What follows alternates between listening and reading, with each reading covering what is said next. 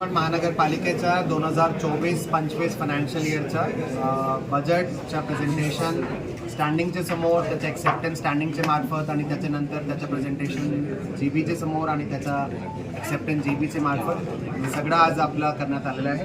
त्याच्यामध्ये प्रामुख्याने आपलं 24-25 फायनान्शियल इयरसाठी एकूण जर आपलं रेव्हेन्यू रिसीटचा जर विचार केला तर 5,841 कोटी एवढा आपला रेव्हेन्यू रिसीटचा बजेटमध्ये आपण नियोजन केलेलं आहे. केंद्र शासनाची, राज्य शासनाची सर्व ग्रांट गृहीत धरून 8,676.80 कोटी एवढाचा आपण बजेटमध्ये तरतूद केलेली आहे रेव्हेन्यू रिसीटची. आणि त्याच पाठोपाठ आपलं खर्चेचं नियोजनसुद्धा त्याच अनुषंगाने आपल्या मार्फत करण्यात आलेलं आहे. बजेटमधली काही ठळक वैशिष्ट्ये जर सांगितले तर आपलं नवीन एरियाजमध्ये विशेषतः वाकडपासून चारोलीपर्यंतचे जे नवीन डेव्हलपिंग एरियाज आहे त्याच्यामध्ये जवळपास 61 किलोमीटरची DP रोड्स, ज्याच्यामुळे नवीन एरियाजमध्ये रोडपासून ड्रेनेज, वॉटर सप्लाय, इलेक्ट्रिफिकेशन या सर्वांचे मध्ये मदत होणार आहे.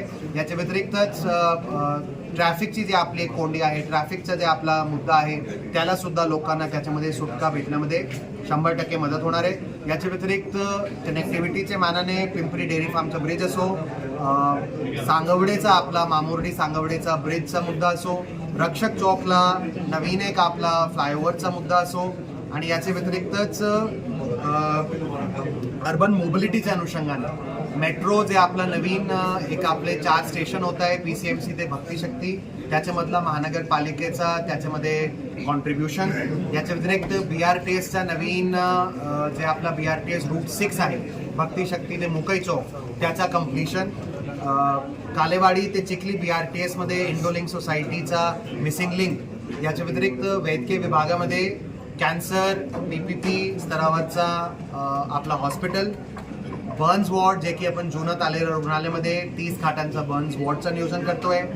थेरगाव रुग्णालयामध्ये ट्रॉमा सेंटरचं नियोजन करतोय. याच्या व्यतिरिक्त काही operation theatres, CSSD central sterile department प्रत्येक आपल्या सेकंडरी हॉस्पिटलमध्ये.